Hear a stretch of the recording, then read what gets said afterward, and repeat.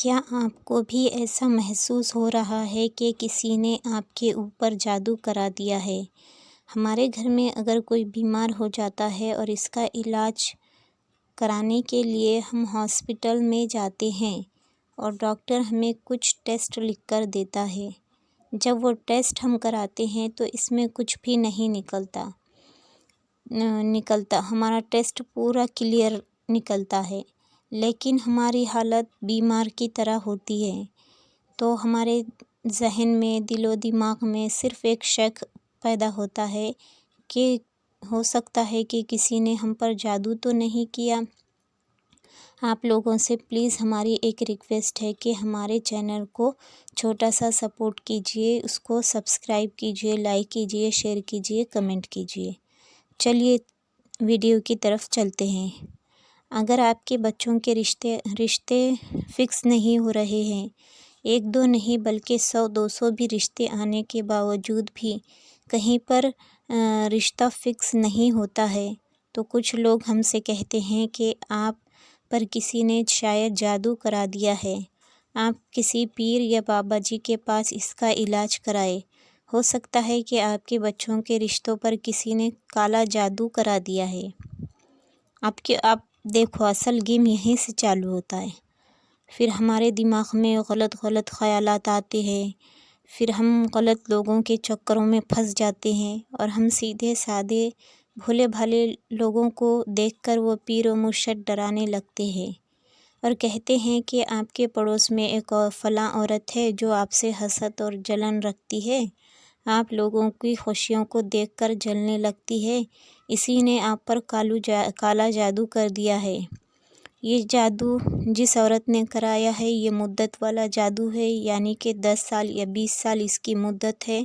ہم جب یہ بات سنتے ہیں تو ہمارے ہاتھ پاؤں پھولنے لگتے ہیں اور ہم ان بابا جی کے جھانسے میں پھنس جاتے ہیں اور ان کو منہ مانگی رقم ان کو دے دیتے ہیں، ہمارا جادو ختم کر دے۔ لیکن یہ تو نقلی پیر و مرشد ہوتے ہیں، ان کو قرآن سے کچھ علاج کرنے آتا نہیں ہے، پھر وہ آپ کو کیا کرتے ہیں، بار بار اپنے پاس بلاتے ہیں۔ اگر آپ ان چکروں میں پھنسے ہیں تو پلیز اس ویڈیو کو مکمل دیکھیے۔ اس ویڈیو میں میں آپ کو کچھ ایسے طریقے بتاؤں گی جس کو آپ گھر بیٹھ کر کر سکتے ہیں اور بالکل فری ہے، اور یہ ایسا عمل ہے، یہ قرآن کا عمل ہے۔ اگر اپن اس کو پورے یقین کے ساتھ کریں گے اور اپنا اگر یہ عمل بالکل جائز ہے۔ عامل لوگ کچھ ایسے ہم کو عمل کراتے ہیں جس سے ہمارے ایمان ختم ہونے کا اندیشہ ہوتا ہے، لیکن میں جو عمل ابھی بتانے والی ہوں یہ عمل بالکل درست ہے۔ سب سے پہلے آپ وضو کر لیں، اس کے بعد آپ یہ نیت کریں کہ ہمارے گھر، کاروبار، رشتوں اور صحت پر اگر کسی نے جادو کرایا ہے تو اے اللہ اس کو اپنے فضل سے ختم کر دے اور ہمارا 100% یقین اللہ پر ہو۔ اس کے بعد ایک گلاس پانی لے لیجئے، ایک مرتبہ آیت الکرسی پڑھ کر اس پانی پر دم کیجئے۔ اس کے بعد قل اعوذ برب الناس اور قل اعوذ برب الفلق، ان دونوں قل کو پڑھ کر اس پانی پر دم کر دینا ہے۔ اس کے بعد تیسری اور اہم چیز یہ ہے کہ اس آیت کو، ابھی جو آیت میں پڑھ رہی ہوں اس آیت کو، یہ آیت یہ ہے، ما جئتم بہ السحر ان اللہ سیبطلہ۔ یہ آیت اور ایک بار سن لیجئے، ما جئتم بہ السحر ان اللہ سیبطلہ۔ اس آیت کو 7 مرتبہ پڑھنا ہے۔ پڑھنے کا طریقہ دیکھ لیجئے، گلاس کو ہمارے منہ کے بالکل قریب کر دینا ہے اور یہ آیت کو پڑھنا ہے۔ یہ آیت پڑھتے وقت اس کی جو آواز ہے وہ گلاس میں موجود پانی سے ٹکرانا چاہیے۔ یہ عمل ہم کو روزانہ کرنا ہے اور اس کے جو نتائج ہیں وہ آپ لوگ ہم سے ضرور شیئر کریں۔